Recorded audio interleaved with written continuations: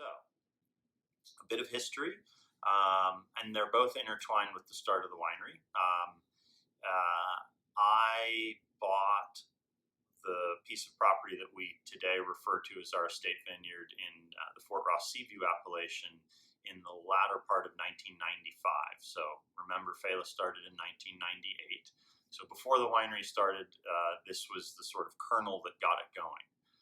I was working for Helen Turley at the time. I was actually also working for Larry Turley at the time, and the course of events that occurred that got me to buy this ranch was the first harvest of the Marquesan Estate Vineyard came in. It was very tiny, and the grapes were taken to the Turley wine cellars, to Larry Turley's winery, and produced into wine. And probably about 3 weeks after we had harvested, the Chardonnay was fermenting in barrel, and I tried it. And for those of you that have heard me say this before, it's something that I do refer to. I mean, I grew up, my mom was a real estate broker. And when I tried that wine, and I said to myself, when this gets into the public psyche, people like me won't be able to afford land in this neighborhood. I should act right now. So I called a realtor and I said, can you show me everything that's available in, say, a 5-mile radius of this spot? And so it's important to go back and think about what this spot is. And you're talking about 10 miles north of where the Russian River Valley spills out into the Pacific Ocean. Coastline that's comparable to the Big Sur coast, if you have that in your mind. It's very radical. You go from the water to almost 2,000 plus feet of elevation very rapidly, cliff type scenario. And very rugged. It's the San Andreas Fault is the causal agent for all of the extreme up and down that goes on there. It's geologically incredibly diverse because of the uplifting and then weathering that goes on. It's technically a temperate rainforest. We frequently get over 100 inches of rain a year, and the amount of plantable land versus total surface area is microscopic because basically the only places you can plant are ridge tops. So we are fortunate enough to have a ridge top that's about 2.5 miles as the crow flies from the Pacific. Our elevation's about 1,400 feet. As I said, I bought the ranch in 95 and began borrowing equipment from my then employer, the good Dr. Larry Turley, and working on getting some vines in the ground. We finally got our first vines in the ground in 1997 and have been farming it ever since. We, as many of you know, grow Syrah, Chardonnay, and Pinot Noir. We chose to focus on Pinot today. We will have the other two varieties will be subject to future tastings of this ilk.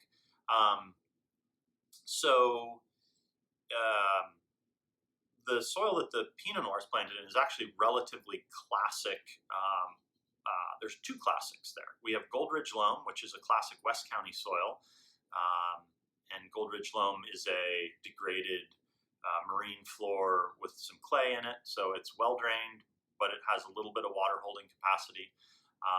And then we have a Laughlin series, which is a much more angular, rocky, sort of forbidding looking soil, if you will. The ranch is interesting in as much as we are the first people to grow grapes on it. It was a redwood forest for, I'm probably bad on math, but several million years anyway. At some point, we started logging, not me, but we as a collective society started logging the North Coast. That logging accelerated after the earthquake and fires in San Francisco in 1906. And behind logging came ranching, sheep and cattle, and then came meat. And so relatively virgin soil.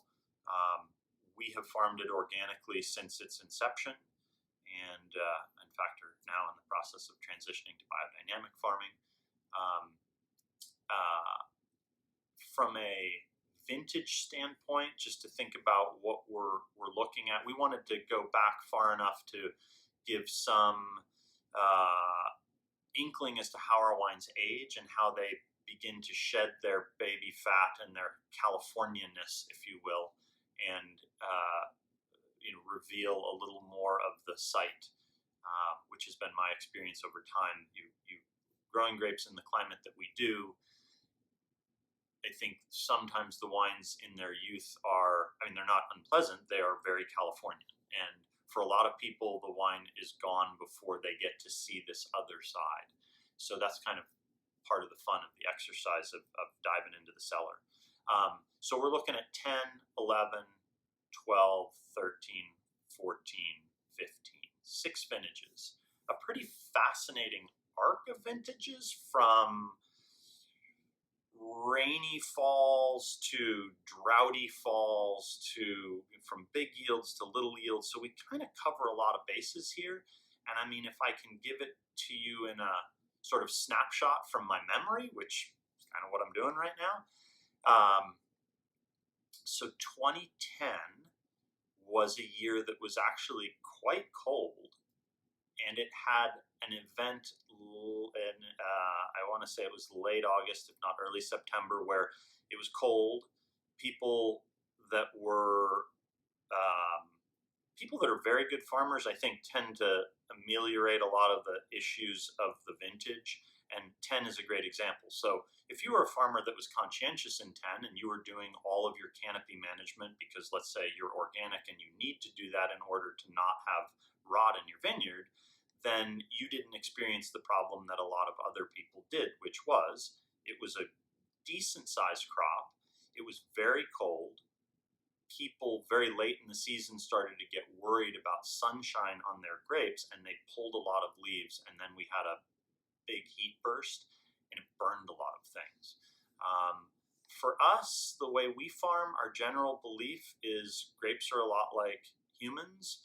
I would rather take somebody that hasn't been out in the sun in June and expose them to a little bit of sun and get them acclimatized to it than I would take that person out for the first time in August and expose them to the August sun. So if you leaf thin early, which we do, because for us that's about getting spray penetration into the canopy. We farm organically. We don't have the benefit of synthetic fungicides. So our vineyards were exposed throughout the year. That develops a thickening of the skins, and when we have a heat wave, we don't really worry about it. We also don't strip leaves completely. We more selectively take off laterals and lower hanging leaves and still allow sort of dappled sunlight, if you will, in the fruit zone. But 10 was definitely marked by that event. I think psychologically a lot of vintners will say, oh, I remember 10. Lost a bunch of fruit. I remember 10 because it was a really cool growing season. Much like 11, however, had the unusual marker of ending with rain, which we actually don't get in California that much, and it was the rainiest fall that I can remember, and it reminded me a lot of Europe or Oregon, where there are periodic rains throughout harvest, and so the intriguing comparison between 10 and 11, I think, in the wine is both cool years. 10 was actually cooler than 11 in a lot of sites. 11 had rain, periodic rain at the end, and then a lot of rain. You will find the refrain when I talk about Failla is, we make wines that are relatively modest in alcohol. They're not big bruisers, and so we tend to pick a little earlier than someone, let's say, that's making a 15% alcohol wine. If we're targeting a 13 or whatever, we don't really have a target. For me, it's sort of, you look at the vineyard, and the vineyard is pretty good at letting you know when it's time to pick.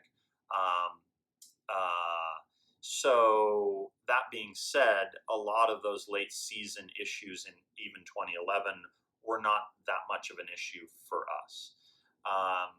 So 11 was a much smaller crop than 10. Had it been a big crop, it would have been an incredibly late vintage. So that's another factor. So when you look at the two of them, they were both late. 11 was a smaller crop than 10. 10 was a warmer year than 11. But you're splitting hairs, so you've got those types of vintages, though, cool vintages. And then you roll into 12 and 13. And 12 and 13 are sort of they're the classic California. They're the Goldilocks vintage. It's the part of California that Europeans, on the one hand wish they had, and on the other hand despise. We had great fruit set. It was ample sunshine, good sized crop, normal ripening, I would say, patterns, and classic California wines. When you then get into the next two, and it's kind of intriguing that they set up this way, and I hadn't really thought of it until I'm sitting here talking about it. You get into the next two vintages, 14 and 15, and what you then find is the beginnings of the effect of drought. You really start to see it in 14 with the harvest advancing radically. That was the first year of we're picking in August. Not all of these. Keefer was a September pick, but it was an early September pick versus, say, 10 and 11, which were 10 was a mid-October pick at Keefer. 11 was a early October pick. Juxtapose that to 12 and 13 at Keefer are, say, third week of September, which was a more classic time frame for that part of the world. And then you get into 14 and 15, and you're into August. And that's a combination of volume, which was lower in 14 and phenomenally low in 15, that is yield, and the beginnings of a drought, or the effects of drought, I should say. And as it prolonged, the ripening cycle shortened and shortened and shortened. So you have that. That's your vintage overlay. Obviously, the estate vineyard integral to what we were doing. Keefer, on the other hand, I met Marcy Keefer right after I started making wine for Failla. She was very good friends with a couple, Al and Virginia Rago, who owned the Quai Syrah vineyard. They brought her to taste that wine. We entered into a conversation which resulted in Failla buying Chardonnay and Pinot from Marcy starting in 2000. Our first, so that would be our first single vineyard Chardonnay and Pinot Noir. So it goes way back. That relationship continued until Marcy's death, which was now 2 years ago. A really special place for me from a business standpoint, from a personal standpoint, and just a great site. Late, cool, incredible wine in the wines. Just they've got this tension that will carry them for a very long time. I have been known to recount the story of a winemaker dinner I did a number of years ago, and it was an 8-top, and so I just needed a bottle. And my friend said, "Bring something old from your cellar." And I had one bottle of 2000 Keefer, and I brought it. And right as we were sitting down, he whispered in my ear, "Did you try this wine before you brought it?" And I thought, I was thinking maybe a 15-year-old Chardonnay probably isn't a great idea. It's bad, right? And he said, "Oh no, I never. If you gave me 100 guesses, I wouldn't have said this was domestic Chardonnay. Are you kidding me?" And I tried it and was like, I probably wouldn't have guessed that either. So this wine has phenomenal aging capacity. I mean, the reality of wine in America is most people don't age California Chardonnay very long. And I think this wine delivers tremendous pleasure early on. However, that's why I've kept this in my library, because I'm fascinated by it. And I think you will be too. So, that being said, enjoy, and I'll wait to talk to you till next week.